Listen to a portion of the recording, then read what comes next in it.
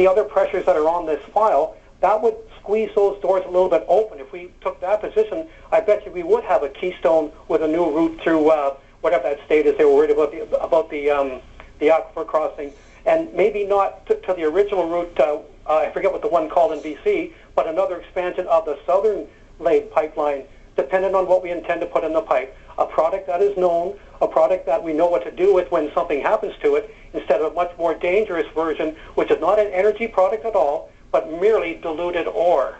And so you have any response on that? Okay, thank you for your call, Bob.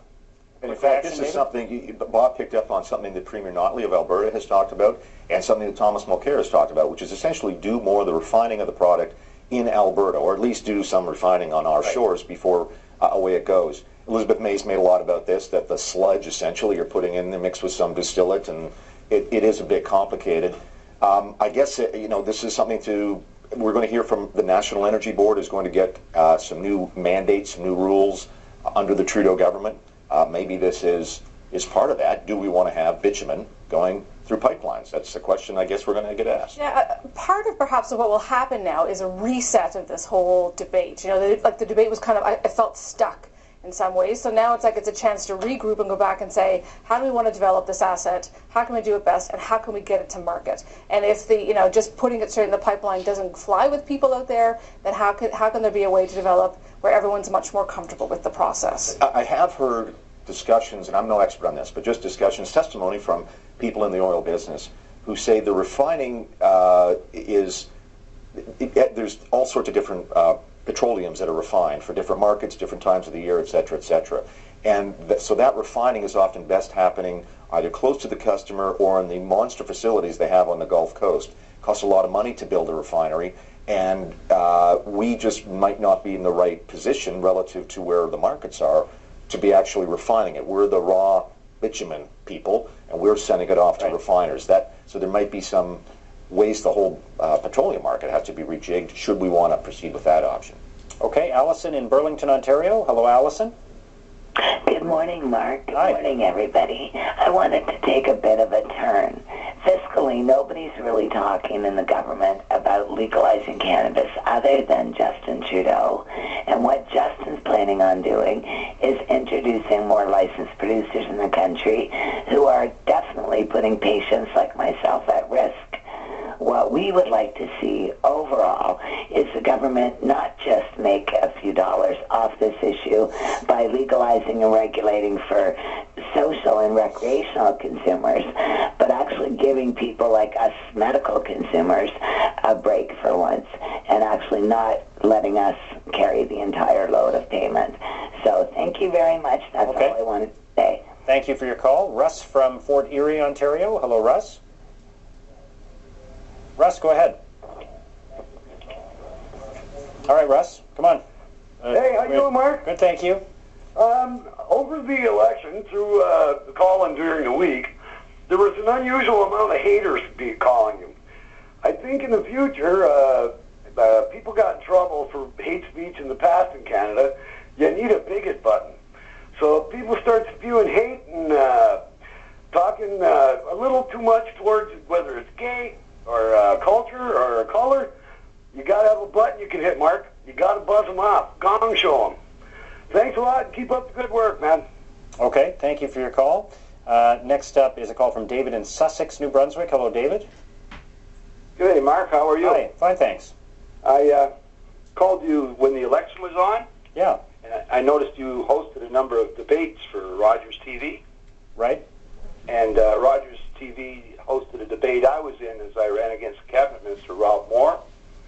And a lot of people asked me about TPP and pipelines and stuff that's on the records.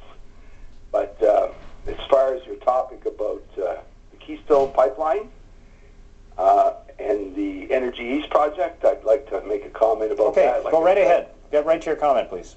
Yeah.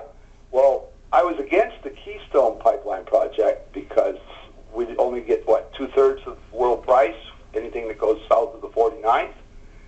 But I was for Energy East because we get it to tidal water, we get world price. And people confused my standing on that matter, so I cleared it up with TransCanada employees last week at their last meeting in St. John. me, he and I talked on his cell phone when Tony Clement wanted to be the leader of the Conservative Party instead of Mr. Harper. You remember me, don't you, Mr. Akin? Mm-hmm. You remember that long ago? What year was that? That was 2004. Yeah. All right. Well, David, we got to move on. Thank you for your call. Just before I ran. Thank you. So we'll get back to your opinions in just a few minutes. But the Keystone development was the first major issue for the new cabinet, which is already at work after being sworn in midweek. But there are lots of other things on the agenda. There are 30 new cabinet ministers. Many of them are new MPs. They're now faced with the challenge of turning all of the election promises from the Liberals into reality. How quickly will the Public Safety Minister revise Bill C-51, for example? How soon will the Finance Minister implement tax breaks for the middle class and tax increases for the wealthy?